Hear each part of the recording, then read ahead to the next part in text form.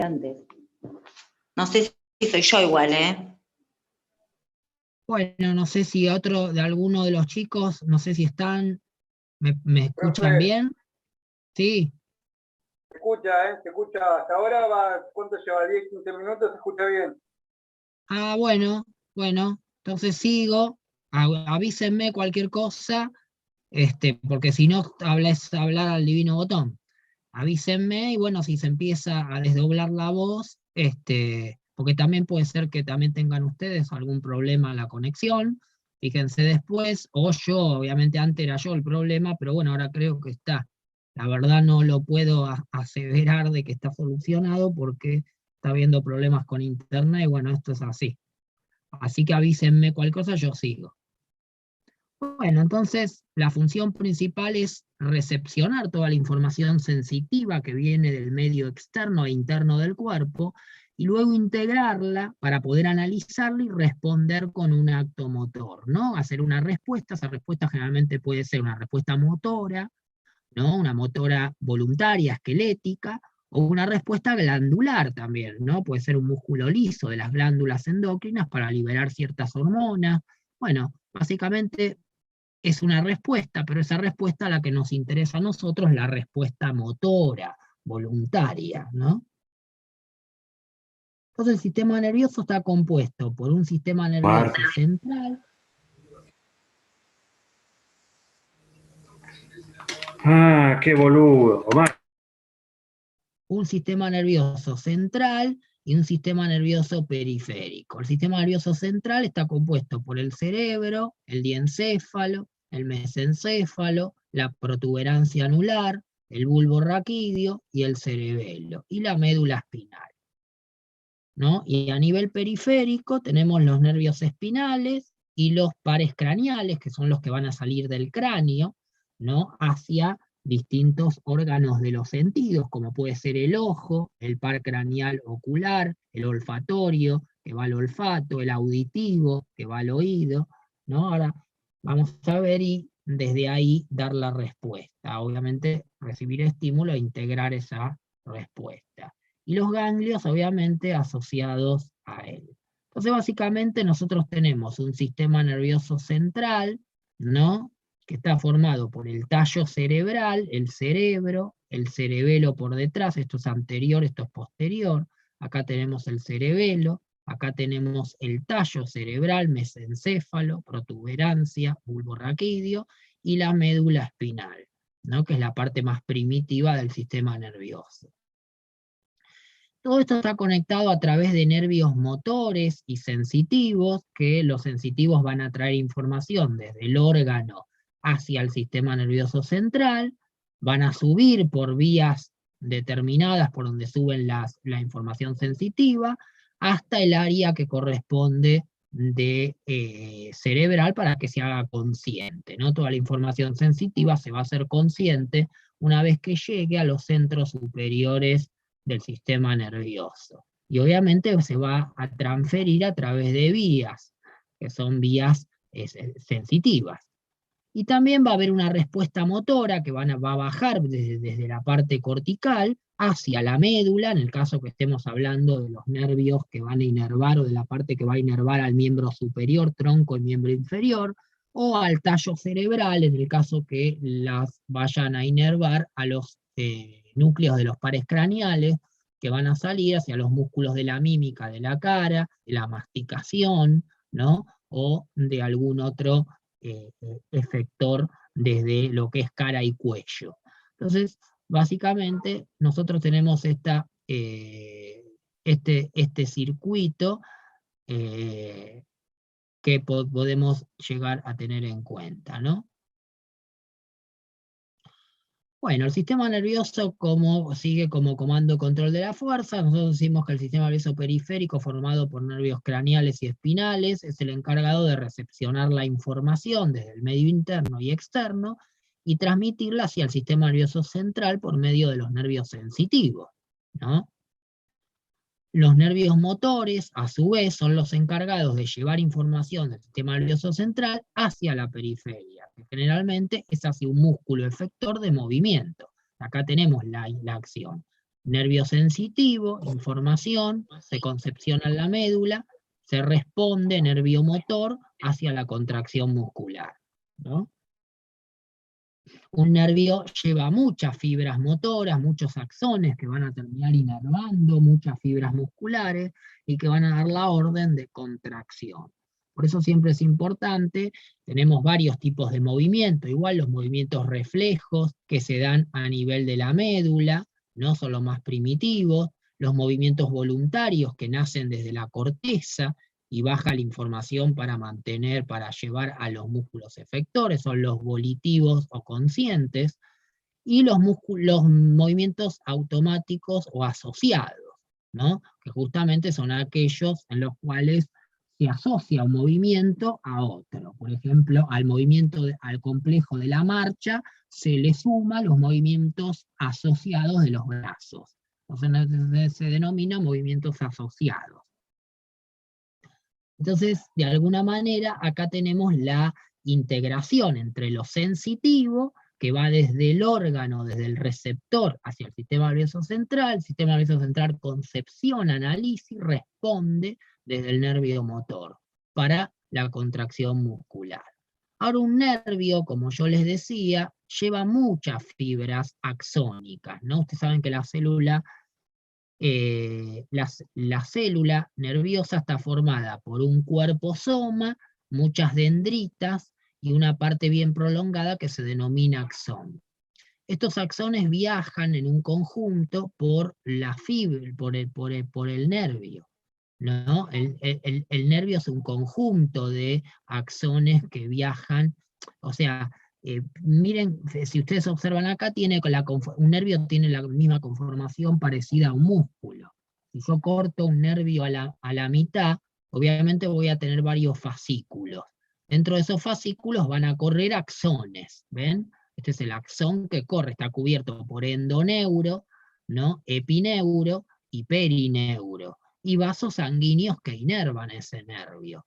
Con lo cual, obviamente, acá arteria, vena y también vasos sanguíneos que llevan irrigación para nutrir a ese nervio. Pero un nervio es un conjunto de axones, ¿no? Que estos axones van a terminar en un músculo. Por ejemplo, si este nervio inerva el cuádriceps, estos axones se reparten dentro de ese cuádriceps, a veces pueden inervar más de un músculo, un nervio, entonces se reparten entre esos músculos. Pero si es uno solo, por ejemplo, si el nervio del cuádriceps, lleva todos esos axones que entran, después se ramifica el axón, fíjense cómo el axón es ramificado acá donde termina, y si este fuese uno de los axones que va por el nervio que inerva el cuádriceps, por ejemplo, el axón entra adentro y agarra determinada cantidad de fibras musculares, ¿no?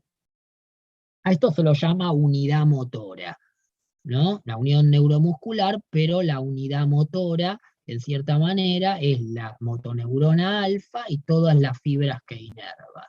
Con lo cual, un nervio tiene esta forma, y acuérdense que siempre los axones son los que van a llevar adentro de cada músculo para inervar las diferentes cantidades de fibras. Entonces tenemos la unión neuromuscular. Cuando un nervio motor llega a un músculo, se produce la unión neuromuscular. Si este nervio fuese motor, se conecta con un músculo y va a formar la unión neuromuscular. Y cada uno de estos axones que va a entrar adentro del músculo es una unidad motora. Ahora vamos a ver. Entonces, nosotros tenemos que a la motoneurona alfa o fibra nerviosa motora, el axón, más todas las fibras musculares que inerva, se lo denomina unidad motora. Como les dije antes, si este es un axón motor, obviamente viaja por el nervio, y este axón se ramifica, y todas las fibras que inerva se llama unidad motora. O sea, esta sería una unidad motora que está formada por un axón motor, o motoneurona alfa, que inerva 1, 2, 3, 4, 5 fibras musculares, ¿no? Entonces, acuérdense que esta motoneurona alfa o axón motor viaja por dentro del nervio, ¿no? Cuando llega un músculo, Por eso un músculo puede tener varias unidades motoras. Entonces, esa es la definición de unidad motora. Entonces, unidad motora es un número de fibras por unidad motora, o sea, ¿cuántas fibras tiene la unidad motora? Desde 13 a 1730 aproximadamente, depende del tamaño del músculo. Hay muchas unidades motoras, como les dije anteriormente. Va a haber muchos axones que van a llegar a un músculo. Este es uno solamente, pero fíjense que hay varios axones que lleva un nervio motor, ¿no? Un nervio puede ser motor sensitivo o mixto. También hay axones que van a llevar la información desde el receptor hacia el sistema nervioso central. Entonces acá tenemos otra vez la misma imagen de lo que es la unidad motora. Tenemos un axón motor, ¿no? Este cuerpo va a estar obviamente en el asta anterior de la médula, ¿no? Y va a salir su axón, que es la motoneurona alfa, va a viajar por un nervio, donde pueden viajar muchas motoneuronas, y cuando llega al músculo, el axón se ramifica y agarra 4 fibras musculares. Esto se lo llama unidad motora. Como dijimos antes, puede haber muchas unidades motoras de acuerdo a la cantidad de fibras motoras que lleve ese nervio. Desde 13 a 1730, de acuerdo al tamaño del músculo. A mayor tamaño, más unidades motoras, porque hay más fibras para inervar. Número de unidades motoras por músculo, de 100 a 700 unidades motoras. Los Giles-Cometti perdón, esta es la cantidad de fibras que puede agarrar una unidad motora. Por ejemplo, acá ustedes tienen una unidad motora, acá yo te digo que agarra 4 fibras, pero en realidad no agarra 4 fibras una unidad motora. Esto es para simplificar y mostrártelo como un gráfico, para ilustrar. Pero en definitiva, la cantidad de fibras que agarra una unidad motora es de 13 a 1700. Lo que pasa es que no te pueden hacer un dibujo con 1700 de estas. Entonces te lo hacen con 4, te lo podrían hacer con 13 si quieren, ¿no? También, que es un número más bajo, depende de la cantidad del músculo, del tamaño del músculo. Y número de unidades motoras por músculo va de 100 a 700, ¿no? Que era ahora sí la cantidad de unidades motoras que puede llegar a tener un músculo. Fíjense, tiene una gran cantidad. Con lo cual decimos que unidades motoras y tipo de fibra musculares tienen una relación. Las unidades motoras grandes van a inervar fibras rápidas 2B. Las unidades motoras medianas, ¿por qué se señalan en medianas, grandes y pequeñas? Porque de alguna manera es por el diámetro axonal. Las unidades motoras grandes, su grande se dice porque el diámetro del axón es muy grande. Tienen mucha mielina y se conducen los estímulos mucho más rápidamente, con lo cual van a inervar fibras rápidas 2B o explosivas, ¿no? Las famosas fibras explosivas. Sí. Cuando hablamos de muy gruesas, para darnos una idea, ¿sí? ¿De qué tamaño, espesor? No, y eso depende del diámetro del axón.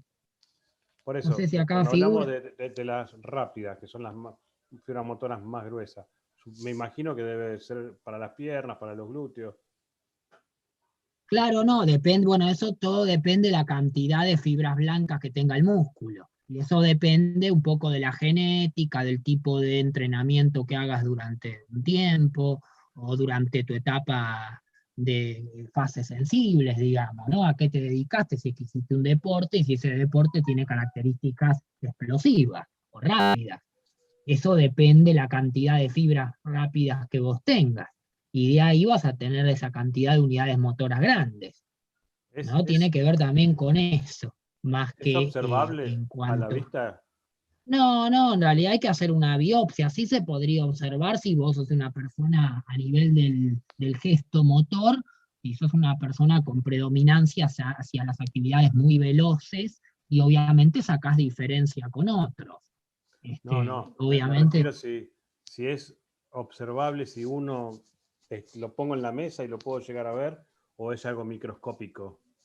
No, esto es El microscópico. espesor. Si vos lo querés, claro, si vos querés observar cuántas unidades motoras, querés mirar la fibra muscular, es una célula, es invisible al ojo Bueno, humano. ¿Se entiende? O sea, tenés que mirar, hacer un corte, una biopsia y mirarlo por el microscopio. Que de hecho se hace por biopsia, vos podés tomar un pedazo de músculo y determinar por biopsia a través de microscópico, podés determinar cuántas fibras son del tipo blancas o cuántas son del tipo rojas, ¿no? Eso se puede hacer, lo que pasa es que nadie va a hacer una biopsia para medir el tipo de cantidad de fibra, digamos, a nivel deportivo o a nivel de ejercicio motor, de acuerdo a la predominancia que uno tenga, ¿no? Es evidente que un Canigia podría haber sido un tipo de muchas fibras rápidas, porque el tipo volaba en el campo de juego. Mientras que un Ruggeri es un tipo más de fibras lentas, porque el tipo se dedicó a jugar abajo, de dos, era lento.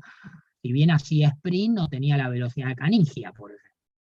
A esos tipos no se le hace una biopsia para ver si tiene, pero sí se los puede determinar por el tipo de acción motriz que van adquiriendo ya de chicos, no se ve eso. No es y obviamente se predomina más después en el puesto que fueron jugando durante su desarrollo motriz. Obviamente a Canigia alguien lo vio y le dijo, vos sos para jugar adelante. ¿Por qué? Porque más fácil que sea a esa velocidad un delantero que un defensor. En cambio a Ruggeri, por el tipo de cuerpo y demás, y también más que nada por el tipo de cuerpo, pero no por su velocidad precisamente, le dijeron, bueno, mira, vos venís, vas a jugar de dos. Entonces, ahí está la idea. Las unidades motoras medianas son fibras rápidas también, más del tipo hacia el sistema anaeróbico láctico, como hemos visto, ¿no? Este era la láctico más predominantemente. Y después las unidades motoras pequeñas con fibras que inervan fibras lentas. O sea, si estas fuesen fibras lentas, este diámetro de este axón motor sería muy chico, en comparación de si fuesen fibras rápidas, donde el axón motor va a ser mucho más grueso. Va a tener mayor velocidad de conducción porque tiene más cantidad de mielina, los axones más gruesos. Entonces, al tener mayor velocidad de conducción, estimula mucho más rápidamente a las fibras rápidas, y es justamente por eso que se identifican con las acciones veloces o rápidas, ¿no? Ahí está la cuestión. En cambio, las lentas tienen poca mielina en relación a las rápidas, las unidades motoras pequeñas tienen poca mielina en relación a las medianas y grandes, son más chiquitas, entonces el estímulo se conduce mucho más lento. Y cuando llegan, inervan fibras lentas, que tienen más adaptadas al metabolismo aeróbico que hemos visto, ¿no? Que era el metabolismo de los ácidos grasos, de la glucosa, pero de las acciones lentas en el tiempo. O sea, aquellas acciones que tienen una intensidad media-baja y se pueden prolongar en el tiempo. Fíjense que acá les puse las características de las fibras musculares, fibras rojas o lentas, ¿qué característica tienen? Gran cantidad de mioglobina, menor número de miofibras en relación a las blancas, gran red de capilar, porque acuérdense que el sistema aeróbico trabajaba con la presencia de oxígeno fundamentalmente en esas mitocondrias para consumirlo, entonces tienen muchas mitocondrias. Metabolismo predominante oxidativo, gran cantidad de enzimas oxidativas, ¿no? Obviamente dentro de esas mitocondrias, velocidad de impulso de sus motoneurones baja, fíjense, 60-70 milisegundos, ¿no? La velocidad de impulso de la motoneurona en general es baja, por lo que le decía yo, porque en realidad inervan fibras lentas, entonces la velocidad con la que va desplazándose el estímulo es baja, a comparación de las otras, ¿no? Poca mielinización, baja frecuencia de estímulo, ¿no? O sea, están poco mielinizadas y baja frecuencia de estímulos, en el caso de la motoneurona. Acá en las fibras blancas o rápidas 2A, estas, ¿no? Las del medio, la que eran más del sistema glucolítico láctico anaeróbico, tienen esta característica: predomina un tipo de metabolismo intermedio entre el oxidativo y el glucolítico, aeróbico anaeróbico, con mayor participación del glucolítico, mayor número de miofibras, ¿no? De miofibrillas, tienen elevada concentración de calcio, mayor depósito de glucógeno, menor concentración de triglicéridos, porque no tienen un gran trabajo, si bien tienen algo aeróbico, obviamente no es tan grande, también tienen gran tendencia al sistema glucolítico anaeróbico. Entonces, menor número de mitocondrias y capilares que las rojas, no siempre comparándolo, se activan a impulsos mayores de 80 a 90 milisegundos que las anteriores y tienen una mayor capacidad enzimática glucolítica. Mientras que las fibras explosivas 2B están consideradas como verdaderas fibras rápidas, obviamente, el impulso nervioso se activa, fíjense, 80 a 130 milisegundos, mayor umbral de excitación y una velocidad de contracción muy alta. Reducida actividad oxidativa, porque cuando hago un gesto veloz no predomina el sistema aeróbico, sino el anaeróbico. Metabolismo aláctico, glucolítico está desarrollado, pero más que nada el aláctico, ¿no? El de la fosfocreatina, ¿no? El de los fosfágenos, pero también el glucolítico, porque acuérdense que hablamos de un continuo energético. Entonces acá tenemos características de lo que es la de tipo 1, tipo 2A, tipo 2B. Fíjense, velocidad de conducción del nervio que inerva a estas fibras, el nervio motor tiene una velocidad de conducción del estímulo de 60 a 80 milisegundos. Esto es lo mismo que vimos recién, nada más se los puse está en un cuadro. Las frecuencias de 5 a 20 Hz por segundo, de 5 a 25 Hz por segundo. El esquema lo ven acá, tienen la motoneurona y agarra estas tres fibras que son lentas, pues son de tipo 1. Esta es la motoneurona que tiene esta capacidad que va a llegar a las fibras lentas, y el tamaño de la fibra en sí, de la fibra lenta, y del axón, es mucho menor que estas, que son las rápidas. El número de miofibrillas por fibra, o sea, esta fibra tenía muchas miofibrillas que van formando sarcómero, es menor, obviamente acá es mayor, en estas más grandes, y el tiempo de contracción, obviamente en milisegundos, va siendo mayor acá y menor acá, porque la contracción en menor tiempo es producto de una contracción veloz, rápida, y eso es producto de ¿qué? De fibras de tipo blancas, anaeróbicas o rápidas y explosivas, ¿no? Entonces fíjense que tiene un menor tiempo de contracción. Este cuadrito sirve como para tener características de las fibras de tipo 1, tipo 2A y tipo 2B, ¿no? Bueno, y los procesos neurofisiológicos que manejan la fuerza, que ustedes tienen que entender, hacen referencia a procesos por el cual el sistema nervioso y periférico controla y regula la contracción muscular. De acuerdo a las necesidades requeridas para tal acción tenemos la coordinación intermuscular entre los músculos y la coordinación intramuscular, adentro del músculo.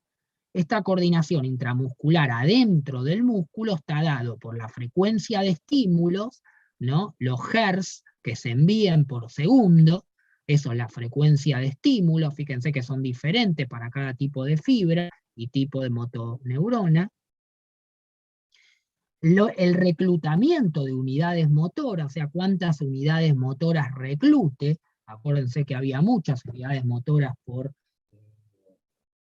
músculo, ¿no? Y la sincronización, que lo hagan todas al mismo tiempo, o que esté desincronizada. Al tener una mayor sincronización, un mayor reclutamiento de unidades motoras y una mayor frecuencia de estímulo, yo puedo hacer más fuerza. Y es ahí donde mi sistema nervioso, para hacer más fuerza y generar una mayor coordinación adentro del músculo, es donde siempre el sistema nervioso manda mayor frecuencia de estímulo, mayor reclutamiento de unidades motoras, o sea, recluta a todas, las blancas, las rojas, todas juntas, y al mismo tiempo, sincronización. Eso es cuando tengo que hacer una gran fuerza, ¿no? Cuando tengo que caminar. Si yo estoy parado, sí. Una consulta, ¿hay algún músculo que sea completamente de una fibra, que no tenga esta mezcla de fibras?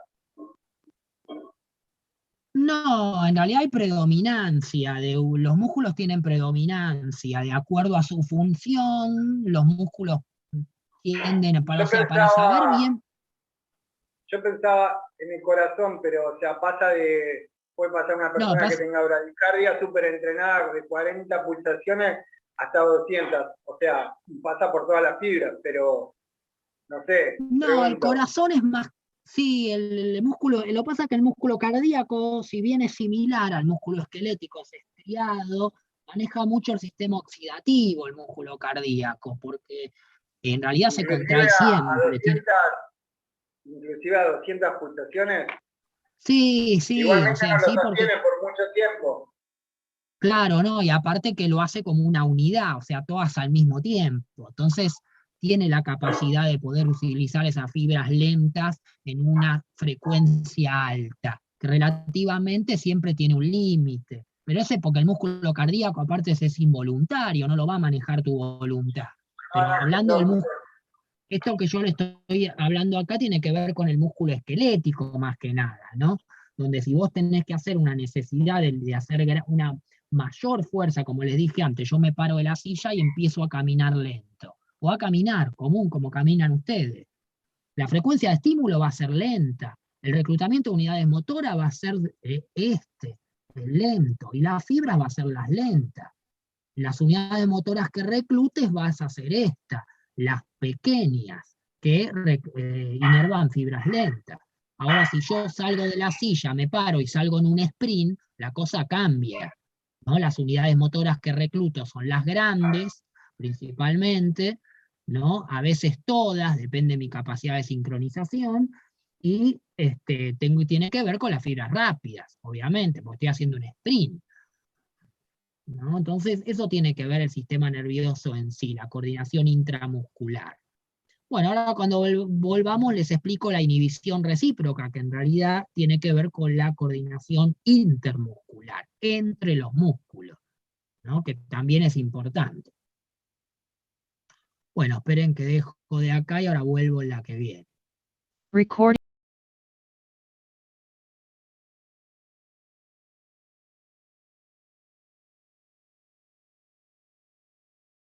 Terminamos con la parte esta.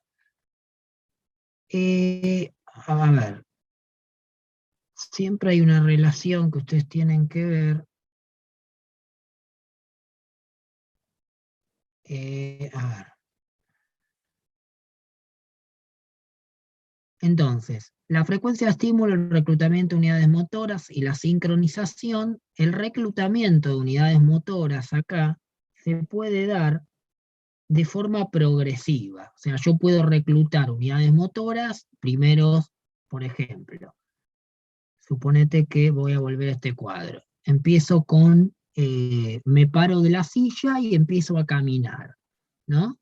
Que se paran ahora de la silla, empiezan a caminar, empiezan a reclutar unidades motoras pequeñas que inervan fibras lentas, porque la necesidad de hacer fuerza no es mucha, ¿no? Entonces ahí van a llevar una frecuencia de estímulo lenta, ¿no? Una frecuencia de estímulo lenta, pocos hertz por segundo, que van a viajar para activar las fibras lentas, porque estas fibras lentas van a tener un tipo de contracción en un tiempo más prolongado, porque no necesito tener corto tiempo de contracción de esas fibras, porque mis necesidades de hacer fuerza para caminar, uno ya está acostumbrado, son bajas, son pocas, de mover su propia masa caminando, desplazándola en el espacio.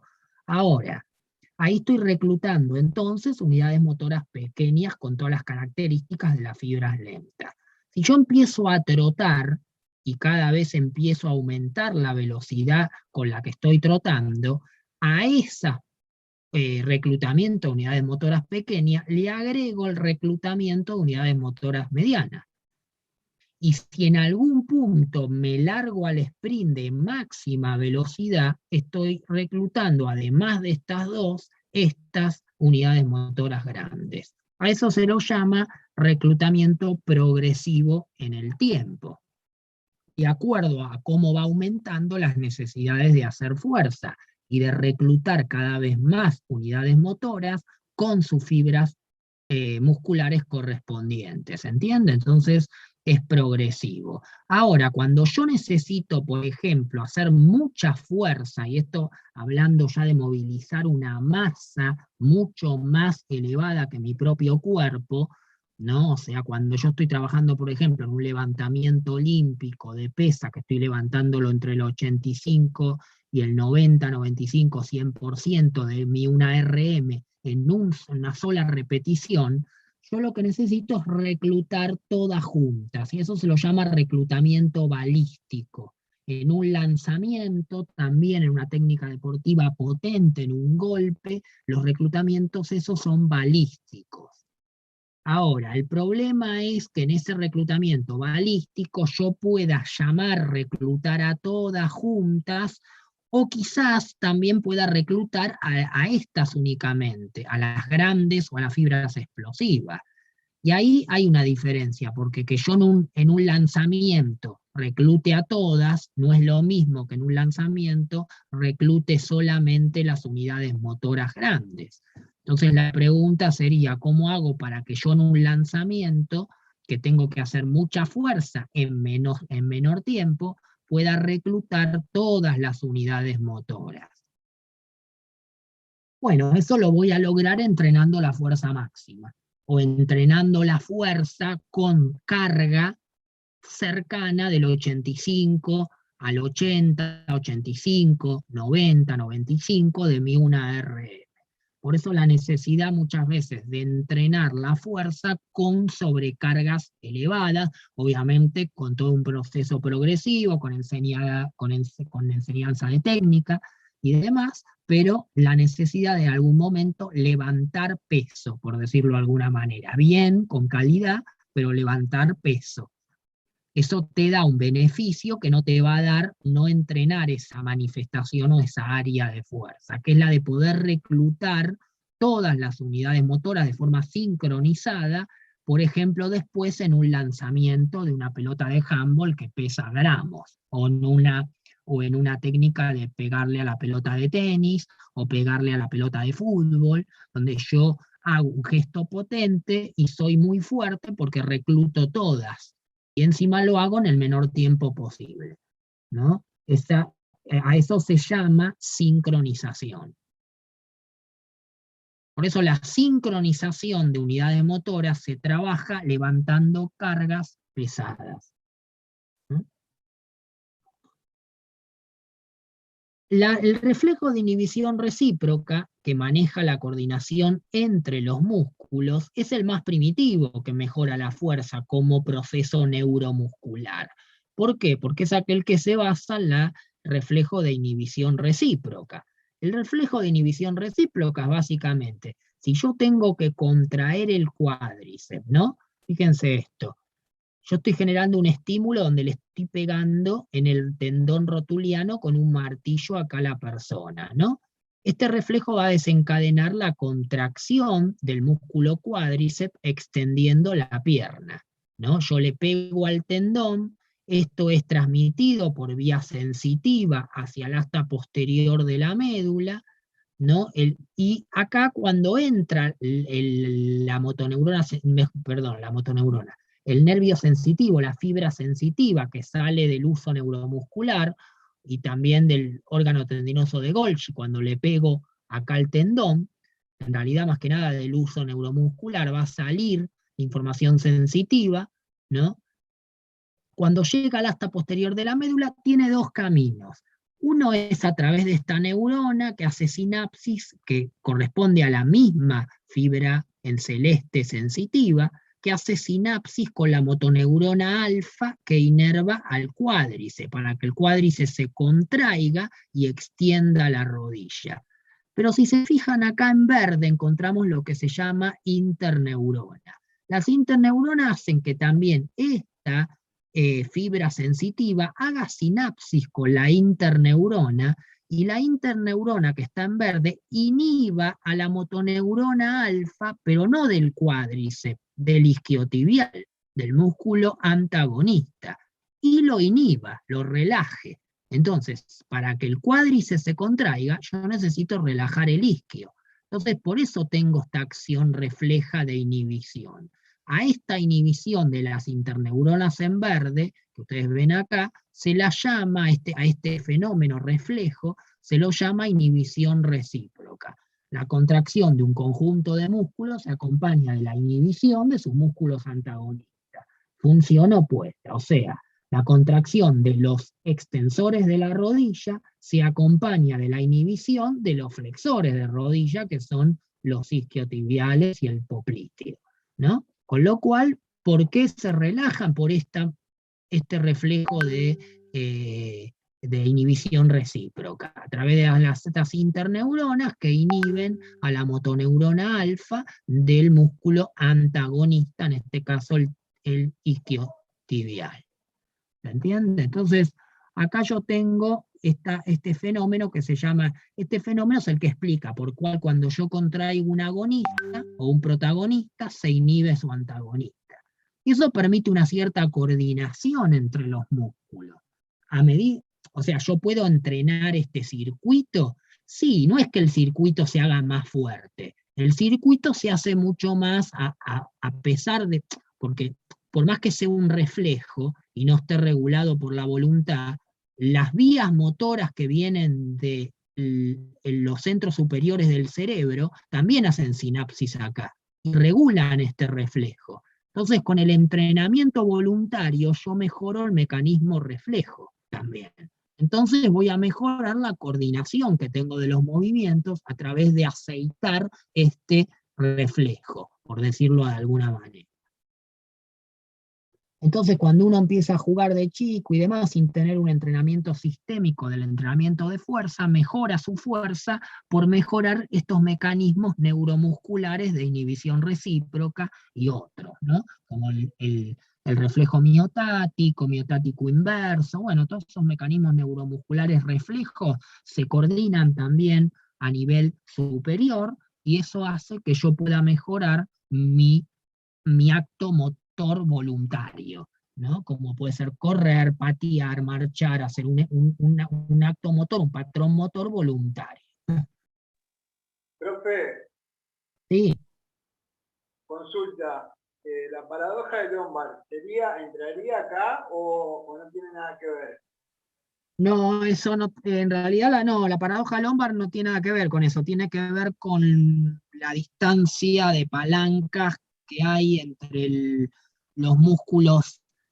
Lo que pasa es que ahí hay una superposición de agonistas y antagonistas haciendo la misma función, pero de diferentes articulaciones. ¿Se entiende?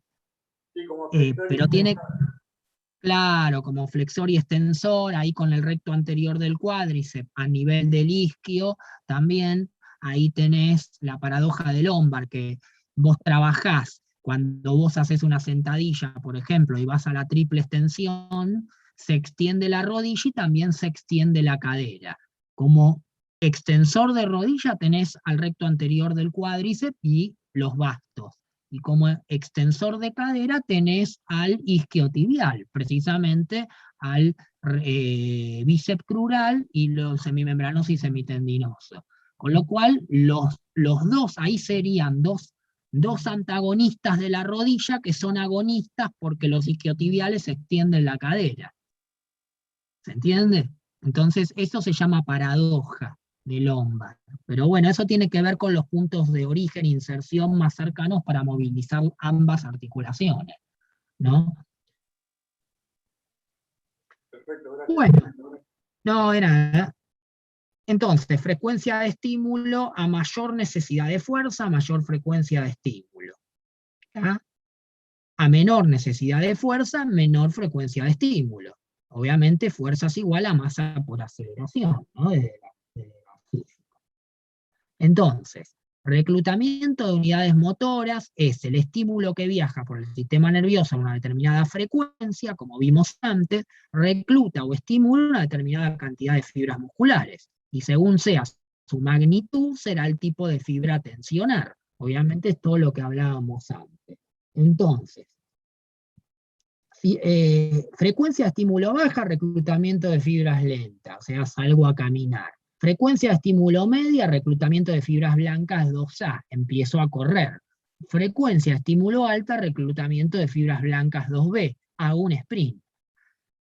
A distintas necesidades de fuerza, el sistema nervioso va controlando la necesidad de hacer fuerza, con lo cual va eligiendo y seleccionando una determinada frecuencia, un determinado reclutamiento, hacia un determinado tipo de fibra.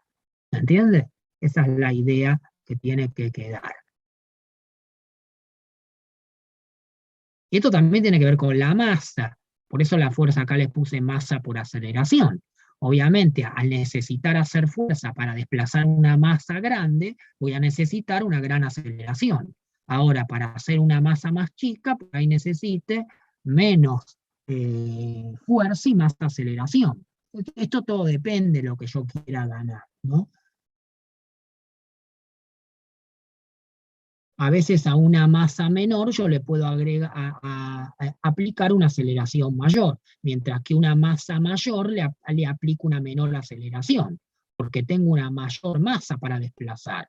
No es lo mismo empujar un auto que lanzar una pelotita de tenis, porque el auto pesa más que la pelotita de tenis. Entonces, si yo quiero arrojar una pelotita de tenis, aplico una aceleración mucho más grande que si quiero empujar un auto. Porque aunque el auto lo quiera empujar a la misma aceleración que a la pelotita de tenis, no voy a poder porque la masa es mucho más grande.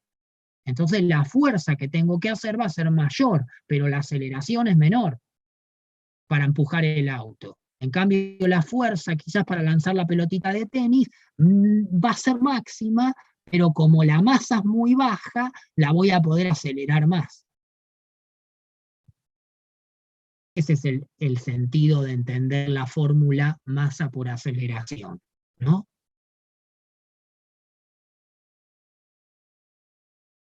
¿Dónde está? Entonces, el reclutamiento yo les dije que podía ser progresivo o balístico.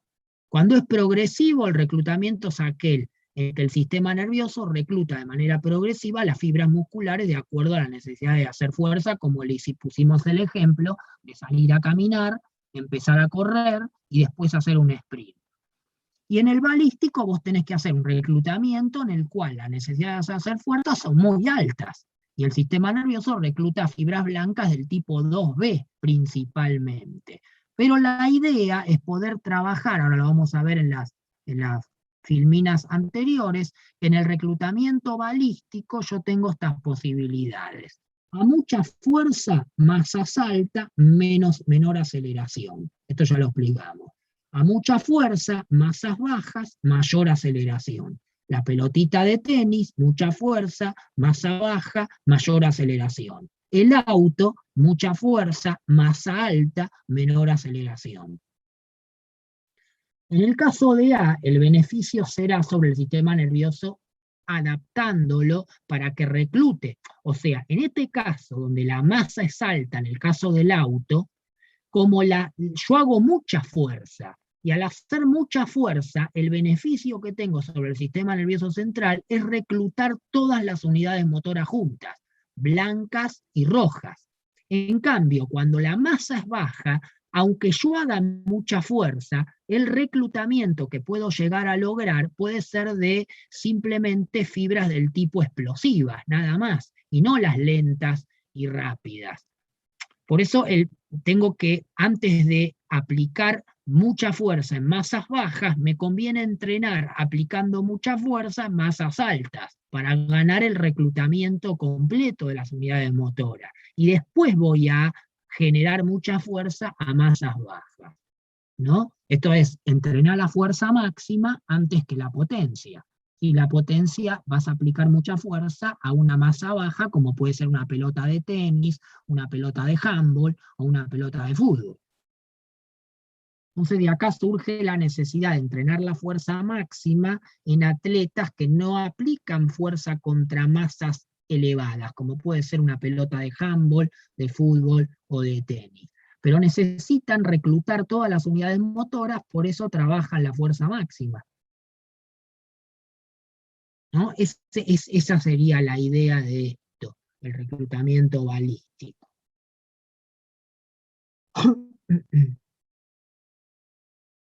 Entonces, en conclusión, al punto de la filmina anterior, es conveniente realizar trabajos primeramente del tipo A para luego realizar trabajos del tipo B, y de esta manera mejorar la sincronización de las unidades motoras sobre cargas, o sea, masas bajas, a grandes velocidades, si este fuese el principal objetivo, obviamente. Y que lo es, porque voy a ser más fuerte. No es lo mismo lanzar una pelota de handball a máxima velocidad en un lanzamiento y reclutar solamente las fibras explosivas. A que yo lo haga y en lugar de reclutar las explosivas, recluto las lentas, las rápidas y las explosivas. Porque estoy reclutando más unidades motoras, más fuerza en menor tiempo. Entonces soy más potente. Ante una carga baja, como la B. Porque ¿cuánto pesa la pelota de handball? No mucho, gramos.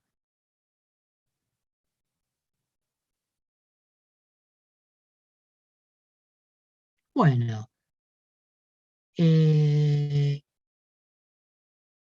acá vemos como adaptaciones neurales al entrenamiento de la fuerza. Las adaptaciones neurales es mejorar todos los mecanismos que acabamos de explicar. Eso, al entrenar la fuerza, yo mejoro todos esos mecanismos, si la entreno como corresponde, ¿no? O sea, con un proceso controlado, planificado y demás. Entonces, de alguna manera, lo que vamos a dejar acá es pasar a la clase próxima, lo que vamos a ver son adaptaciones neurales al entrenar los mecanismos que vimos, al entrenar todo esto. ¿No? Al tener que entrenar la fuerza, yo entreno a mi sistema nervioso, que es el que regula la fuerza, además de entrenar el músculo, ¿no? Obviamente, si quiero hipertrofia, es una característica fisiológica del propio músculo, pero también necesito entrenarlo o entenderlo desde lo neurofisiológico, cómo el sistema nervioso mejora mis capacidades de hacer fuerza, porque a través de todo esto yo quizás pueda mejorar barriendo una vereda, la fuerza. Obviamente hasta un punto, si sigo haciendo siempre lo mismo con el mismo estímulo, no mejoro más. Pero yo necesito eso, ¿se entiende? Entonces, la idea es que hay efectos neurofisiológicos que yo tengo que buscar como adaptación al entrenamiento de la fuerza, además del propio músculo. O sea, yo puedo buscar porque el músculo lo que se ve, es lo que me da la silueta, lo que me da la estética. Pero yo, lo que uno entiende con esto es que no es solamente ver el tejido muscular, tenés que ver el nervioso, el conectivo, pero principalmente el nervioso estamos hablando acá. Lo neuromuscular. O sea, cómo el sistema nervioso, el tejido nervioso controla al músculo, a los músculos de diferente manera, ¿no? Y a través de estos procesos. Fíjate que el que manda es el sistema nervioso a las necesidades de hacer fuerza. Porque por ahí entonces te encontrás con un tipo que entrena mucho la hipertrofia, no entrena tanto lo neuromuscular, tiene un músculo, tiene un físico muy marcado, mucha masa muscular, pero fíjate que por ahí no es capaz de hacer mucha fuerza. ¿Por qué? Porque su sistema neurológico no está entrenado para eso. Es lo que le pasa al culturista, básicamente. No son tipos entrenados para hacer fuerza, son tipos entrenados para porque el culturismo gana quien más definido está, quien mejor definición muscular tiene. Entonces, ¿para qué quiero ser fuerte? Mientras tenga músculo y esté bien definido, compito. Ahora, en el deporte, en la técnica, y sobre todo los deportes explosivos y demás, en realidad se busca ser más fuerte. Después va a venir, obviamente, una silueta muscular, una hipertrofia muscular, pero principalmente mi capacidad de aumentar la fuerza es desde lo neurológico. Por eso es que existen tipos que son muy delgados y tienen mucha fuerza.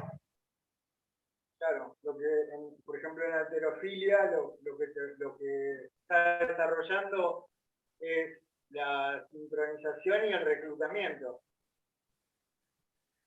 Claro, sí, obviamente.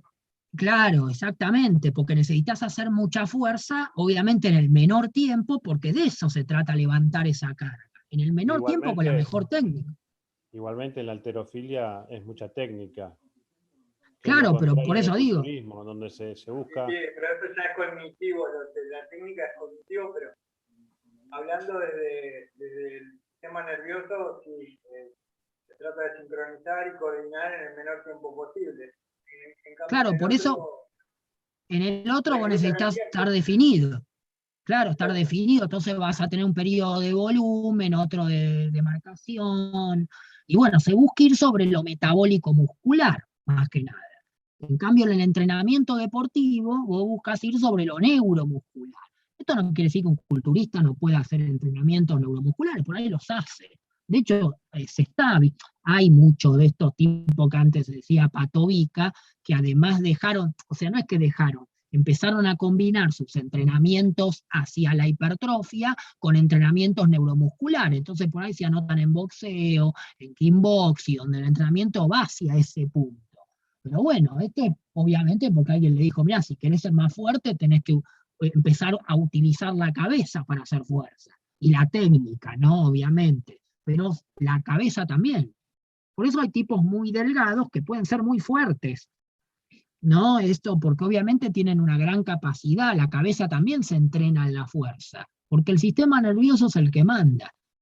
Obviamente que después tengo que tener músculo también. Si vos me agarrás, no sé, o sea, si yo tengo una masa muscular y soy un fideo, obviamente, por más estímulo que mande el sistema nervioso, también las unidades motoras son pocas. Los sarcómeros son menos. Bueno, a ver, uno mirándolo desde el que entrena, pero desde el desentrenado, también tiene todo desentrenado. Tiene el sistema locomotor desentrenado y el sistema neural desentrenado. Y principalmente te empieza a mejorar la fuerza, no tanto por la masa muscular cuando arranca a entrenar la fuerza, sino por estos mecanismos neurales. ¿Se entiende? Que empiezan a mejorar. Uno no está acostumbrado a levantar el palo de escoba, vos lo llevas al gimnasio y lo empezás a hacer levantar carga. No una carga exagerada, pero sí una carga acorde a él. Pero esa carga es un estímulo que lo saca de las cargas que levanta en la vida diaria. ¿No? Porque el único que se mueve es para caminar a tomar el colectivo, pero después no agarra una escoba. Entonces, bueno, si esto pasa, obviamente, automáticamente, aunque trabaje con mancuernitas de 1 kilo, obviamente va a mejorar los procesos neurales. Sí, porque Juan, sí. esto en el campo se ve, por ejemplo, con la barra olímpica que pesa 20 kilos, ¿no? Le decís que haga un peso muerto, te lo explicás, te lo enseñás y le cuesta, y obviamente que vos te das cuenta. Pero ahí lo que más le cuesta no es el peso, sino es la coordinación intermuscular. Y después que pasan unas 2 semanas, una semana, la persona empieza a aceitar este mecanismo, se da cuenta y cree que está más fuerte. Y no es que está más fuerte en una semana, simplemente porque empezó a coordinar y cambia la técnica totalmente. Claro, bueno, sí, ahí te encontrás con alguien que por ahí está entrenando en un campo, porque solo hacen fútbol. O sea, si yo fuese a entrenar solamente el fútbol, el tenis, el básquet, y solo juego, nunca entreno con sobrecargas elevadas. O sea, no hago fuerza. Ahí estoy trabajando lo neuromuscular, sí, pero vas a mejorar por el mecanismo de intermuscular, entre los músculos, la inhibición recíproca, pero cuando quiera ir sobre lo intramuscular necesito darle más frecuencia y levantar más carga para reclutar más unidades motoras. Entonces necesito levantar sobrecarga. Y es ahí donde pongo el entrenamiento de la fuerza en el tenis, en el fútbol o en el básquet. Pero necesito llevar a ese tipo a levantar peso. porque así va a reclutar después en el campo de juego, cuando necesite hacer un sprint o pegarle a la pelota, reclutar todas sus unidades motoras, con una masa baja. Entonces el tipo es muy potente, muy fuerte, y obviamente ahí saca la diferencia, ¿no? Por eso es que el entrenamiento de la fuerza se lleva al gimnasio, aunque vos hagas un deporte de campo. Hoy es imposible pensar en que solo se puede entrenar en el campo. Por eso la preparación física tiene sus fases, y la fuerza ahí cumple un factor fundamental, ¿no? En el entrenamiento del fútbol, del tenis, del handball o de lo que quiera. No se trata de solo jugar al juego, ¿se entiende? Para hacer más fuerte. Hay que combinar. Y es ahí de donde lo que pasa que, bueno, esto se hace ya en etapas de entrenamiento, no en etapas juveniles. Vos no vas a ir a llevar a un pibe de 5 años a hacer un entrenamiento de fuerza máxima. O sea, ahí mejora la fuerza por jugar el chico al fútbol, a lo que sea, ¿no? Bueno, gente, les dejo esta grabada y nos vemos la clase que viene. Y acuérdense que la que no pudimos hacer les va a quedar completa, porque les subo la de la tarde, que es la misma clase. Así que miren las 3 clases de readaptación deportiva sobre el sistema respiratorio, así no nos atrasamos con eso y no tengo que repetirla la clase que viene. Pero si la miran, van a ver las 3 clases que son entendibles. Cualquier cosa me preguntan la clase que viene. ¿Ah? Profe. Sí. Profe, ¿qué pasó? Sí. Gracias, profe. No, llamamos a internet y me dijeron que había interferencia en la línea, y bueno, aparentemente parece que se debe haber sido que había un ruido, lo resetearon, volvió, no pude entrar a la última clase de readaptación, ya habiéndolo hecho, y ahora parece que se estabilizó. No, el problema era evidente que había acá. Nada que ver, ahora perfecto. Y por eso digo, lo que pasa que acá depende, ¿viste? Como dijo que escuchaba cuando llamamos, escuchaba ruido en la señal. Eso puede ser por interferencia interna o externa. Y acá justo enfrente están haciendo un edificio, y viste, hoy tuvieron todo el día los ruidos. No sé, la verdad, aparte es una zona ventosa, pues estoy frente a un parque y por ahí es eso, la verdad no sé, pasa eso. A veces se puede dar perfecto. Capaz que te daban menos mega y después te quejaste y te dijeron, bueno, vamos a darte las megas. No, porque eso te lo cobra, saben. Sí, igual tiene que ver un poco con eso, pero a veces son ellos, no sé. Para mí todos son ellos. Ahí, ¿viste? Todo el mundo está usando internet y bueno. Sí, no, también. Así que bueno. Me alegra que se haya mejorado. Bueno, dale, nos estamos viendo y le subo esta al Dropbox. Fenómeno. Muchísimas gracias. Gracias. Dale, nos estamos viendo a todos. Chao. Que sigan bien. Chao, hasta luego. Recording